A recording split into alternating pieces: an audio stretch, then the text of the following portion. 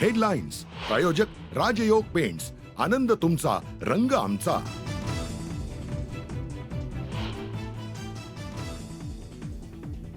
EVM बाबत बोलण्यापेक्षा आधी लेक आणि नातवाचा राजीनामा घ्या, गोपीचंद पडळकर यांचा पवारांवर निशाणा।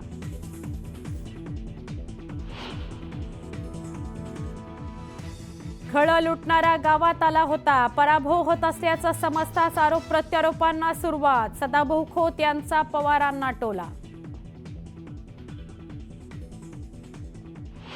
बॅलेट पेपरवर निवडणुका घ्या, आम्ही राजीनामा द्यायला तयार, नाना पटोलेंचं वक्तव्य।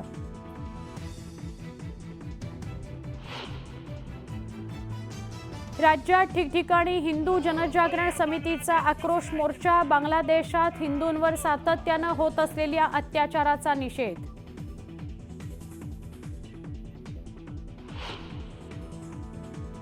बांगलादेशची सीमा सील करून हिंदूंना भारतात येऊ दिलं जात नाही, संजय राऊतांचा केंद्र सरकारवर आरोप, पंतप्रधान नरेंद्र मोदींनी या प्रकरणात लक्ष घालावं, केली मागणी।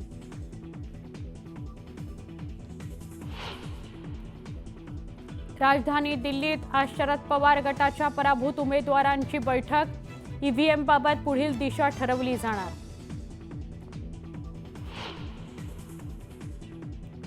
उद्योगपती गौतम अदानींनी घेतली मुख्यमंत्री देवेंद्र फडणवीसांची भेट, सागर निवासस्थानी झालेल्या भेटीत अदानींकडून फडणवीसांचं अभिनंदन।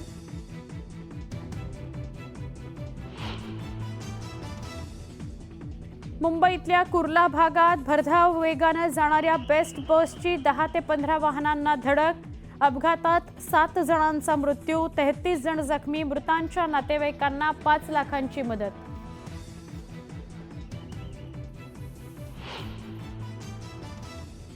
बेस्ट बस अपघाताला जबाबदार चालकाला पोलिसांनी केली अटक, आरोपी बस चालक संजय मोरेचा फोटो न्यूज 18 लोकमतच्या हाती।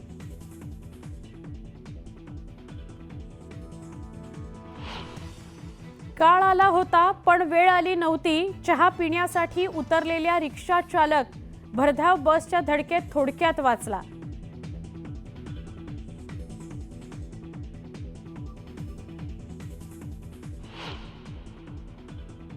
आणि सतीश वाघ यांचे मारेकरी अद्यापही मोकाटच, गुन्हेगारांवर कारवाई होईल ही अपेक्षा, आमदार योगेश टिळेकर यांचं वक्तव्य।